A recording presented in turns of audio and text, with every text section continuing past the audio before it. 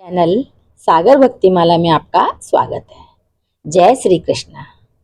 दोस्तों, आप सभी जानते हैं कि अभी कार्तिक मास चल रहा है और कार्तिक मास में 1 नवंबर से 5 नवंबर तक पंचभीखु अथवा 20 पंचक का व्रत आरंभ हो रहा है।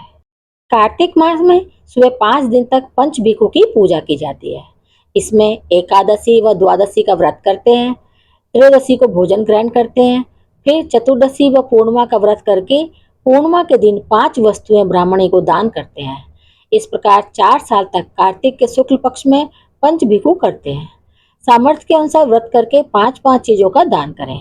5 साल में व्रत पूरा होने के बाद ब्राह्मण ब्राह्मणी के 5 जोड़ों को भोजन कराकर दक्षिणा देकर विदा किया जाता है। यह दान व्यक्ति की इच्छा पर निर्भर करता है। पंचभीखु के समय एक कहानी भी सुनी जाती है जो कि इस प्रकार है।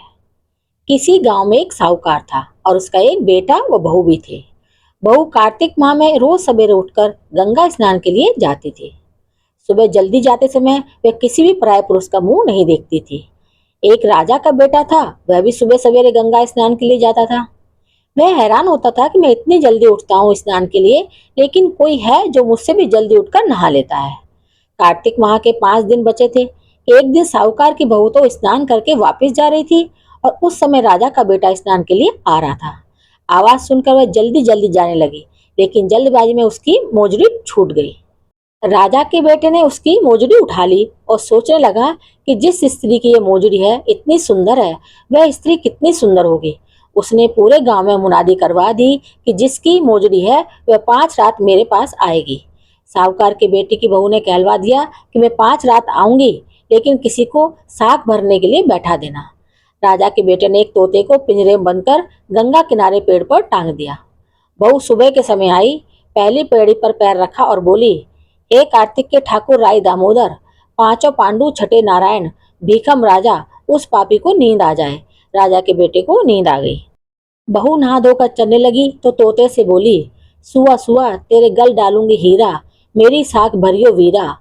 सुआ बोला कि कोई वीर भी साख भरता है क्या? वह फिर बोली, सुआ सुआ सुबह तेरे पग धो लूंगी नेवर, साख भरियो मेरे देवर। सुआ ने कहा, ठीक है भाभी, मैं तेरी साख रखूंगा। वह तो कहकर चली गई। राजा का बेटा हड़बड़ाकर उठा और सुआ से पूछा, सुआ सुआ वह आई थी, कैसी थी? सुआ बोला, आबा की सी बिजली, होली की सी झाल, केला की सी कामनी, गुलाब का सा रंग। अगले दिन राजा के बेटे ने सोचा, आज मैं अपनी उंगली में चीरा लगाकर सोऊंगा, इससे मुझे नींद नहीं आएगी। अगले दिन राजकुमार उंगली में चीरा लगाकर लेट गया। वह आई और भगवान से उसी तरह प्रार्थना करने लगी और राजकुमार को फिर नींद आ गई। वह स्नान करके फिर से वापस चली गई। सुबह राजकुमार ने तोते से फिर पूछा तो उसने वही सारी बातें दोहरा दी। अब राजकुमार बोला कि मैं आज रात में आंखों में मिर्ची डालकर बैठूंगा। रात में वह मिर्ची डालकर बैठ गया। बहू फिर आई और प्रार्थना की, जिससे उसे फिर से नींद आ गई। राजकुमार ने तोते से बहू के आने की बात पूछी, उसने फिर वही बात बता दी। राजकुमार अब सोचने लगा कि आज मैं बिना बिस्तरे के ही बैठूंगा और रात को बिना बिस्तरे के बैठ गया। जब वह स्नान करके आई तो उसने फिर से भगवान से प्रार्थना की और राजकुमार को नींद आ गई। जब वह नहाकर जाने लगी तो आंख बंद करके चली गई। राजकुमार जब उठा तो वह जा चुकी थी। राजकुमार फिर सोच में पड़ गया और सोचने लगा कि आज मैं अंगीठी जलाकर बैठूंगा, जिससे नींद नहीं आएगी। फिर वह रात को अंगीठी रखकर बैठ गया। साहूकार की बहू आई और वह भगवान से प्रार्थना करने लगी, आपने 4 रातें तो निकाल दी, अब यह रात और निकाल दो। भगवान ने उसकी बात रख ली और राजकुमार को फिर से नींद आ गई। जब वह नहाकर जाने लगी तो तोते से बोली, इस पापी को कह देना कि 5 रातें पूरी हो चुकी है, वह मेरी माला मेरे घर भिजवा दे। सुबह राजकुमार की आंख खुली तो उसने तोते से पूछा, क्या वे आई थी? तोते ने कहा, हाँ वे आई थी और उसने अपनी माला मोजड़ी मंगवाई है। यह सुनकर राजकुमार सोचने लगा, वह तो सच्ची थी, तभी तो भगवान ने भी उसका सत रखा। कुछ समय के बाद राजकुमार को कोढ़ हो गया। राजा ने ब्राह्मण को बुलाकर पूछा कि मेरे बेटे का शरीर क्यों जल रहा है। ब्राह्मण ने विस्तार से सारी बात राजा को बताई कि इसने क्या किया था। ब्राह्मण ने कहा कि इसने पतिव्रता स्त्री पर बुरी नजर डाली, इसलिए इस रोग से पीड़ित हुआ है।